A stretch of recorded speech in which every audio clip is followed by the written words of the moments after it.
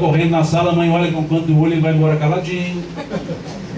Pode não ser assim um exímio estudante, mas é esforçado. É aquele, coitado, que só de pensar, quando criança, num dia, talvez, quem sabe, pisar descalço no chão, e fala, você vai ficar doente, menino. O segundo filho pisa descalço, a mãe fala, menino, você fica doente.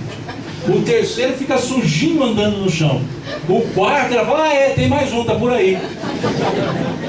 Então essa ordem, essa forma de lidar, favorece a ordem do nascimento dos filhos. A reencarnação desses filhos não é por acaso. Encarna-se numa posição de primeiro, segundo, terceiro, quarto filhos, em função da característica educativa que permeia a cultura familiar. Então, normalmente, o filho mais velho é aquele que precisa exercitar o domínio sobre os outros, tendo um domínio sobre si. Ele é o preposto, vai cuidar da alma, é cuidado. Veja, então a ordem do nascimento tem a ver com a importância da prova desse espírito, no convívio familiar, porque é onde ele exercita o amor. Normalmente, não é regra, o filho do meio, pode ser um, pode ser dois, no meio. A gente diz que é o filho da comparação. A mãe e o pai dizem assim, seu irmão mais velho na sua idade já trabalhava. Seu irmão mais velho na sua idade já tinha passado de ano. Seu irmão mais velho, e ele olha para o mais velho. E qual é a característica do meio? O oposto do mais velho. Porque ele não quer ser comparado. Para não ser comparado, ele tem que ser diferente. Porque não se compara a diferença, só se compara a semelhança. E o filho do meio, normalmente, é aquele que chega correndo na sala, quando a mãe está recebendo visita, ela olha com o canto do olho e fala, só está olhando desse jeito. Já é um pouco diferente, não é regra. O caçula, vamos encurtar essa família, só 3. O caçula, você define bem quem é o caçula, é só perguntar quem tem inho no nome. Porque o caçula mantém o apelido para a vida inteira. É o Juninho, é o Joãozinho, o Pedrinho. E aí vem 2 metros de Pedrinho. Mas é caçula. Não pode ver um colo de mães vazio. Não interessa se tem 110 quilos, mas vai sentar naquele colo esquálido da mãe. Porque ele não sabe fazer outra coisa senão amar com as mãos. Ele pega, ele gruda. Não é regra, mas ele gruda. Tem paciência, mas é esperto. É aquele que a mãe chega com uma caixa de tênis novinho, ele fala, oba, vou ganhar um tênis. Porque sabe que aquele é para o irmão mais velho e ele vai herdar o do meio. Mas ele está acostumado. Sai a rua, o menino fala, mas essa camisa não era do seu irmão? Era, agora é minha, e daí? Ele tem paciência para isso, mas é esperto. O irmão mais velho está se arrumando para sair, ele olha. Onde você vai? Eu vou dar uma volta por aí, eu quero ir com você. Vou te levar a ser um pirralho. Não levo, eu quero ir com você. Não levo, mãe, vamos. Porque senão eu conto o que você fez ontem lá na escola. E ali nessas concorrências é que o amor vai se ajustando. É ali nessas diferenças que os pais vamos percebendo e vamos amando intensamente todos os filhos, mas não igualmente todos os filhos. Para aquele mais íntegro, o amor mais íntegro. Para aquele grudento, o amor grudento. O filho que se abraça, ele te abraça assim, com os braços estendidos, é diferente daquele que não dá nem tempo de você abraçar, porque ele já dependura no seu pescoço. Então cada um você ama de maneira diferente, mas com a mesma intensidade. E é essa percepção reencarnatória que vai dar aos pais a condição de dar um processo educativo em conformidade com a necessidade evolutiva daquele espírito que confiou nos pais para vir e confiou aos pais a sua educação. E aí então, com essa estrutura conjugal harmonizada, nós teremos uma família harmonizada. Quer dizer que sem problemas? Não, com problemas, mas harmonizada, sabendo que tem que lidar com isso, que tem as diferenças dos filhos, que tem o mais dócil, o menos dócil, o mais compreensivo, o menos compreensivo, e de forma diferente vai lidando com cada um deles. E aí a educação natural se forma. para ser a base da educação formal que as escolas darão. E nessa educação natural inclui-se a educação religiosa, a educação dos princípios, dos valores existenciais, que no nosso caso se faz pelo pensamento espírita. No caso de outras pessoas, em outras escolas religiosas, com o pensamento das suas próprias religiões. E um hábito salutar para o processo de educação religiosa é os pais demonstrarem a religiosidade em si, que pode ser demonstrada também no exercício do culto do Evangelho em casa. Na forma da criança, não na vontade dos adultos. Quando meu filho era pequeno, eu cansei de fazer culto debaixo de mesa, porque ele gostava de fazer culto dentro da caverna, e era a mesa, então íamos para debaixo da mesa. E aí ele fala: pai, eu posso trazer os carrinhos para fazer no culto comigo? Eu, pode. E aí eu já evangelizei caminhãozinho, já evangelizei carrinho pequeno, pá carregadeira, foi aos montes a evangelização dessas pás carregadeiras. A minha filha, ela já gostava de fazer o curto, porque dizer que era muito comprido o curto, então ela queria fazer o curto. Então a gente fazia o curto, curtinho, para ela, porque assim ela sentia atração pelo culto e não obrigação para ficar ali. Porque ali a intenção é para educar os filhos, não os pais. E aí fazíamos o curto, que muitas vezes se limitava a meros 3, 4 minutos. Mas chegava o dia do culto, ela falava: pai, mãe, hoje é dia do curto. Não curto na nossa forma mineira de dizer, curto do curtíssimo mesmo, rapidinho. E assim evangelizamos boneca em 3 minutos, 4 minutos. Hoje o nosso culto, meu filho sozinho faz o culto onde ele mora, minha filha conosco faz o culto, e já não é tão curto assim mais.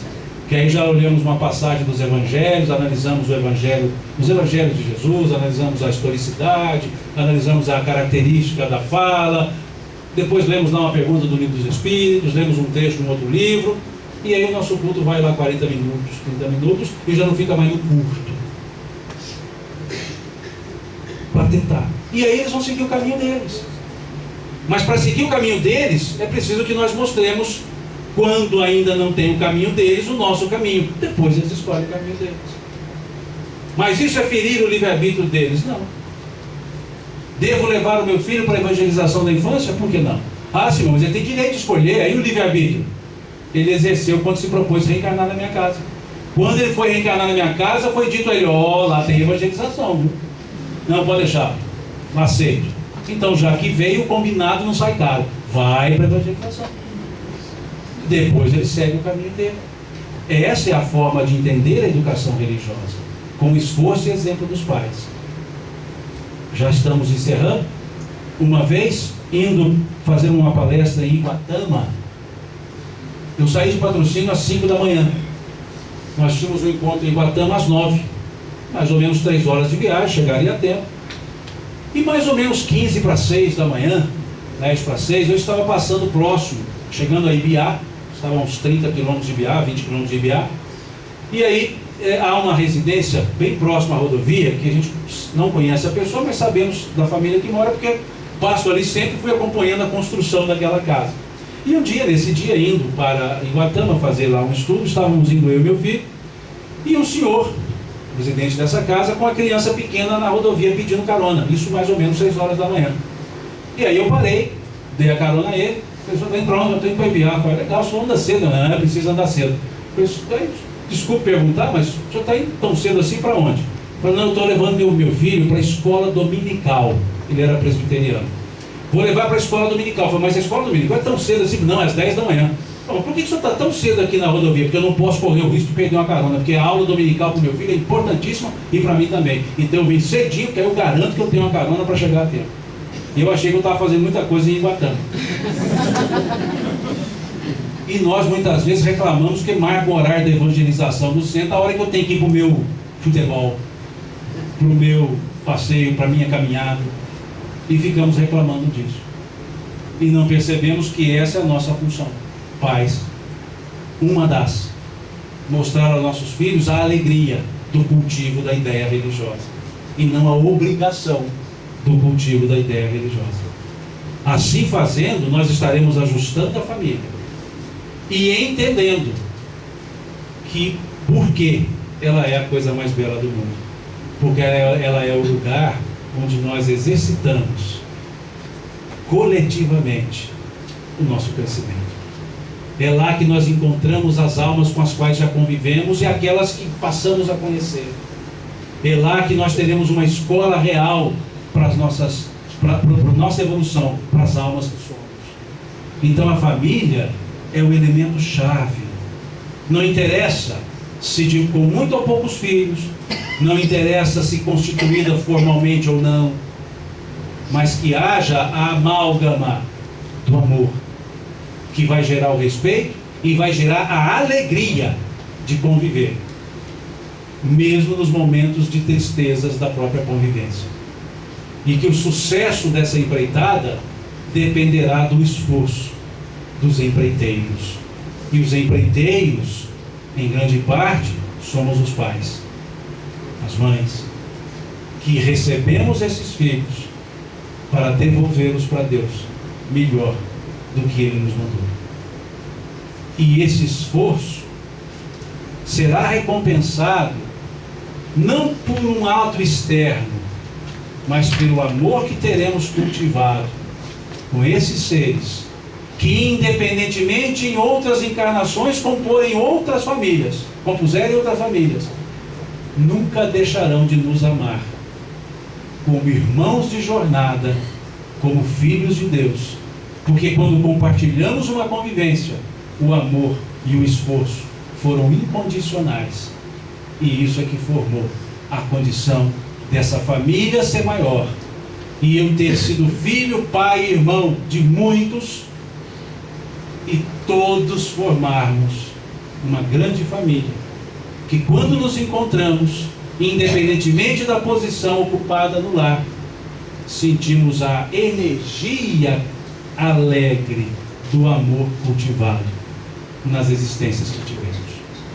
Então que não afrouxemos esses laços, que não percamos a oportunidade de dar valor, de dar intensidade a esse relacionamento, mesmo que difíceis, mesmo que tenhamos os componentes problemas da família. Amemos, dediquemos, exercitemos a educação, a orientação, porque isso não será esquecido em momento nenhum quando nos reencontrarmos e formarmos essa grande família chamada humanidade, que o exemplo que Jesus nos deu, elevando a humanidade ao nível da sua família. Então que também façamos assim com os nossos familiares, para que tenhamos a cada encarnação um aumento na nossa família universal. Agradeço o convite que me foi feito para estar aqui com vocês. Desculpem-me pelo alongado da fala. Desculpe-me se porventura o que aqui foi abordado não atendeu a expectativa de vocês. Desculpe-me se o que eu falei já é sabido melhor ainda por vocês. Tributem isso tudo à cordialidade e à bondade de vocês de estarem aqui sentados ouvindo. E na forma bem nossa, mineira, de agradecer, Deus lhes pague. Deus lhes pague pela atenção, Deus lhes pague pelo carinho, Deus lhes pague pela presença, e que Deus abençoe a todos vocês, a família de vocês e a todos os propósitos que vocês têm para uma vida melhor. Deus lhes pague, Deus os abençoe. Muito obrigado.